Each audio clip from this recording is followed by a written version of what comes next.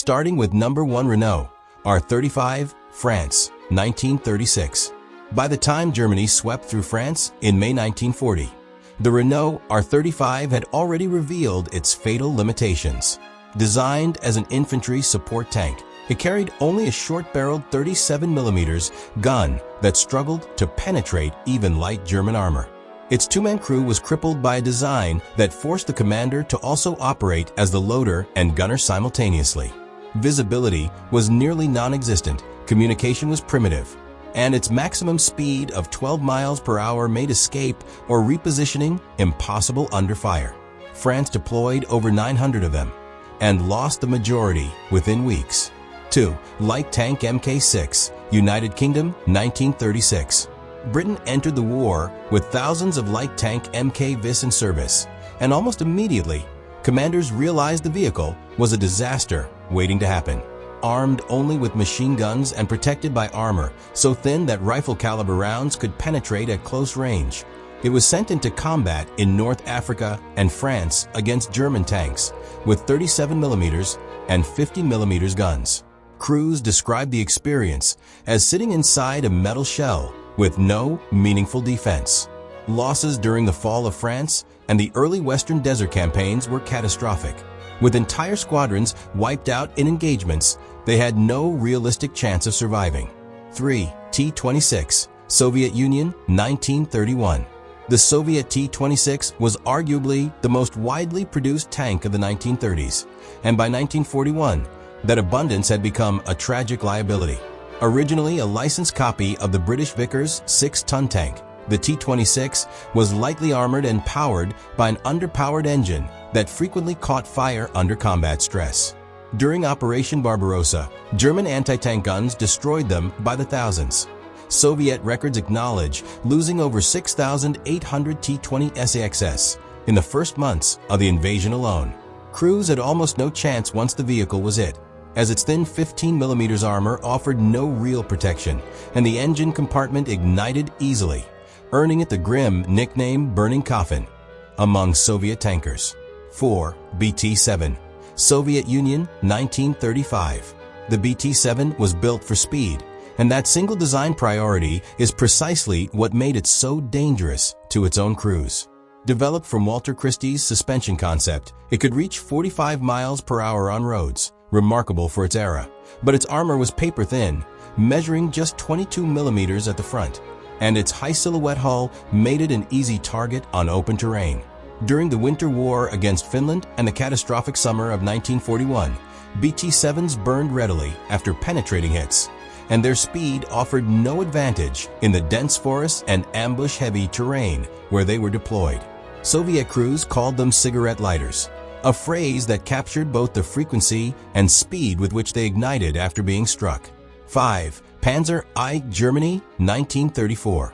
Germany built the Panzer I as a training vehicle, never intending it to see serious combat. When political decisions and military ambition pushed it onto the battlefield of Spain, Poland, and France, the consequences were predictable. Armed with only two 7.92mm machine guns, it had no capacity to engage enemy tanks and could be defeated by heavy machine gun fire at close range. During the Spanish Civil War, Panzers faced Soviet-supplied T-20 SXS and were outgunned in virtually every direct confrontation. German commanders knew the tank was unsuitable for frontline fighting, but had little else available in sufficient numbers. Crews who survived its deployments in France in 1940 did so largely by avoiding direct tank-on-tank engagements, not because the vehicle gave them any real protection. Say, Carro Armato M11,39, Italy, 1939. Italy's M11 39 reflected a fundamental misunderstanding of armored warfare that would plague the Regio Esercito throughout the war. Its 37mm main gun was mounted in the hull with a severely limited traverse, meaning the entire tank had to be repositioned to aim, a fatal handicap in fluid desert combat. Its turret, positioned high on the hull, housed only two machine guns, leaving the vehicle unable to engage enemy armor effectively from any position. In North Africa during 1940 and 1941, British Matilda and Crusader tanks destroyed M11, 39s with relative ease. The crew of 3 operated in suffocating conditions with almost no coordination, and the tank's unreliable engine frequently left vehicles stranded in the desert, where they were either captured or destroyed. 7. Vickers Medium Mk II, United Kingdom, 1925. By the time the Second World War began, the Vickers Medium Mk II was a relic from a different era of armored warfare, yet it remained in limited service with British colonial forces and training units long after it should have been retired. Its riveted construction was a particular danger. When struck by shellfire, the rivets would shear off violently and become lethal projectiles inside the crew compartment, killing or maiming the men they were supposed to protect. This rivet shower effect was not unique to the Vickers, but it was a known flaw that remained unaddressed across years of service. Crews who trained on these vehicles enter the war understanding exactly how fragile the machinery protecting them truly was. Number 8. Char B1, France, 1935. On paper, the Char B1 was one of the most powerful tanks in the world when France fell in 1940. Its 75mm hull gun and 47mm turret gun gave it serious firepower, and its armor could deflect most German anti-tank rounds at standard combat ranges. Yet the tank was a mechanical and tactical disaster. It consumed fuel at an extraordinary rate, approximately 60 liters per 100 kilometers, and France's collapsing logistics network could not sustain it. Its hull-mounted 75mm gun had no traverse whatsoever, requiring the entire vehicle to aim. The single-man turret forced the commander to load, aim, and fire while also commanding the vehicle. In the chaos of the German breakthrough, dozens of Char B1s were abandoned not because they were destroyed, but because they ran out of fuel with no resupply available. 9. M13-40, Italy, 1940. Italy's M13-40 replaced the failed M11-39, but inherited many of the same fundamental weaknesses. Its 47mm gun was adequate against light armor, but the tank's overall construction was unreliable to a degree that bordered on dangerous. The engine caught fire frequently, earning the tank a reputation among both Italian crews and their British adversaries as a vehicle prone to catastrophic mechanical failure under stress. In North Africa, British forces captured so many functioning M13-40s that they formed entire squadrons equipped with them, using Italian tanks against Italian forces, a humiliation that reflected just how often these vehicles were abandoned intact. Italian crews fought with genuine courage in many engagements, but the M13-40 consistently failed them at critical moments. 10. Type 89 Chiro, Japan, 1929. Japan deployed the Type 89 Chiro across China throughout the 1930s, where it performed adequately against poorly equipped infantry. By the time the Pacific War erupted in 1941, however, the Chiro was so obsolete that its presence on the battlefield was essentially a death sentence for its crew. Its maximum armor thickness of 17mm could be penetrated by heavy machine gun fire at close range. Its top speed of 15 miles per hour made maneuver impossible, and its engine, a diesel unit, while safer than gasoline alternatives, still provided insufficient power for the vehicle's weight. At Kochan-Gol in 1939, Soviet armor and anti-tank guns destroyed Chiros with almost no difficulty, foreshadowing the complete inadequacy of Japanese armor doctrine for modern mechanized warfare. 11. Cruiser Tank Mk II, United Kingdom, 1938. The British Army's early cruiser tanks were designed around a philosophy of speed over protection, and the A9 embodied that philosophy's darkest consequences. With armor ranging from just 6mm to 14mm, it was vulnerable to virtually every anti-tank weapon deployed by German and Italian forces. In the Western Desert, A9s broke down with alarming frequency. Their suspension and engine suffered chronically in the fine desert sand, and those that remained mechanically sound were destroyed in engagements against better armored and better gunned opponents. Crew accounts from the early North African campaign described the A9 as a vehicle that inspired little confidence, where mechanical breakdown was almost as feared as enemy fire. 12. Somua S35, France, 1936. The Somua S35 was, in many technical respects, superior to the German tanks it faced in 1940, better armored than most Panzer IIIs, and carrying a capable 47mm gun. Its tragic failure was not in its engineering, but in how it was commanded. The S-35 had a one-man turret, where the commander was simultaneously responsible for observation, loading, and firing. In the rapid decentralized warfare the Germans practiced through their Blitzkrieg doctrine, this bottleneck was catastrophic. While a German Panzer III crew of 5 could observe, communicate, and engage multiple threats simultaneously, an S-35 commander was overwhelmed by the demands of simply operating the gun. Tactically isolated and mentally overloaded, S-35 crews were systematically outmaneuvered and destroyed not because their tank was inferior, but because their crew structure made effective combat nearly impossible. 13. T-60. Soviet Union, 1941. The T-60 was born from desperation. As German forces destroyed Soviet armor at a rate that defied comprehension in the summer and autumn of 1941, Soviet factories rushed the T-60 light tank into production to fill the catastrophic gaps in Red Army strength.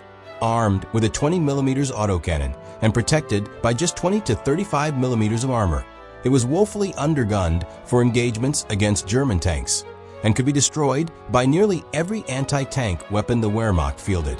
Soviet crews knew immediately that the T-60 offered them little genuine protection or offensive capability. It was deployed not because it was effective, but because there was almost nothing else available. Factory workers, some of them teenagers, built these vehicles knowing the men who drove them faced near certain death in any serious engagement. 14. Panzer II Germany, 1936. Germany's Panzer II outlasted its intended service life by years, remaining in frontline combat far beyond the point where its commanders acknowledged it was unsuitable. Armed with a 20mm autocannon, it could defeat light enemy armor, but was powerless against the T-34 or KV-1 tanks it encountered in the Soviet Union. Its 30mm maximum armor was insufficient against Soviet anti-tank rifles and artillery, and by 1942, Panzer IIs were being destroyed regularly by weapons that should not have been capable of threatening them. Crews who had trained extensively on the Panzer II and knew its handling characteristics, while still understood that they were operating a vehicle the war had already left behind, and that the cost of that obsolescence would be paid in their lives. 15. M3 Stuart in Pacific Service, United States, 1941. The M3 Stuart was a competent light tank by the standards of its introduction, but the conditions of Pacific jungle warfare transformed it into a liability for the crews who operated it.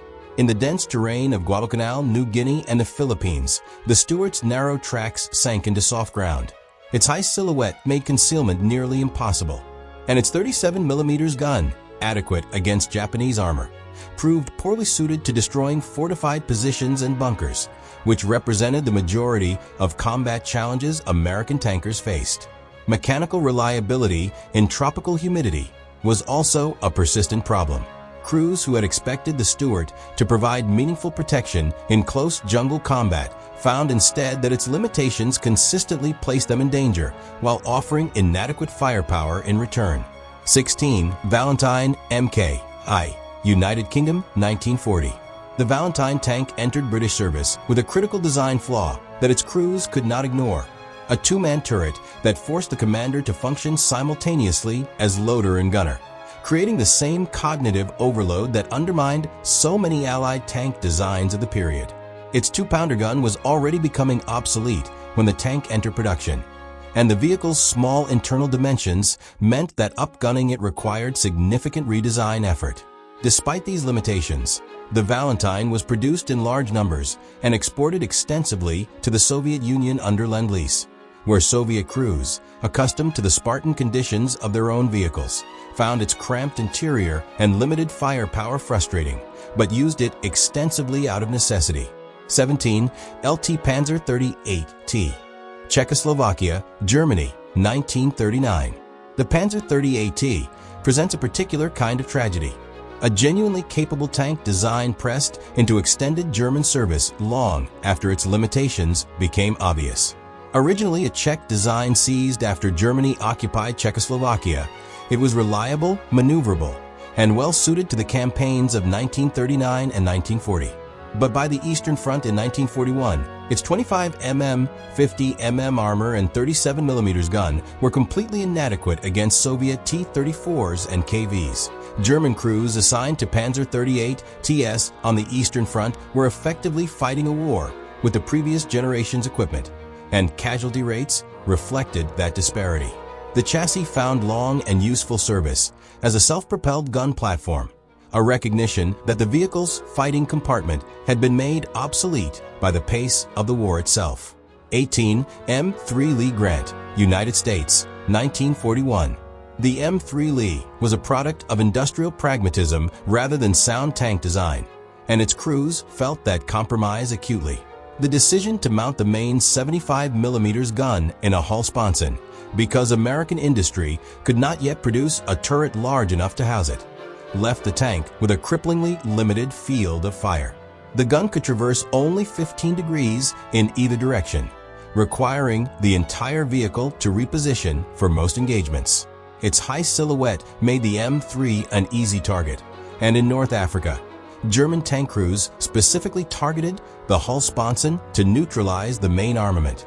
British crews who received the Grant variant named it the Coffin for Seven Brothers, a grim acknowledgement of both its crew size and their assessment of their odds inside it. 19 Churchill Mk II, United Kingdom, 1941. The Churchill Mk I was introduced with a 2-pounder turret gun and a hull-mounted 3-inch howitzer, a weapons arrangement that satisfied no tactical requirement effectively. The 2-pounder was already struggling against German armor, and the howitzer in the hull provided only limited close support capability while consuming space and weight that could have been better used. Early Churchills suffered from severe mechanical unreliability. The Merritt-Brown gearbox was notoriously difficult to operate, and the vehicle's complex track and suspension system demanded constant maintenance. At the Dieppe raid in August 1942, all 29 Churchill tanks committed to the operation were either destroyed or abandoned on the beach, a disaster that underscored both the tank's mechanical fragility and the operational planning failures that surrounded it. Number 20. Type 97 Chiha, Japan, 1937. The Type 97 Chiha was Japan's primary medium tank throughout the Pacific War, and while it represented a genuine improvement over earlier Japanese designs, it was simply not in the same class as the American armor it eventually faced. Its 57 mm gun, later replaced by a 47 mm high-velocity gun in the Shinhodo Chiha variant, was adequate against light vehicles, but could not penetrate the frontal armor of the M4 Sherman at normal combat ranges. American M4 Shermans, by contrast, could destroy Chihas from well beyond a range at which Japanese crews could respond effectively.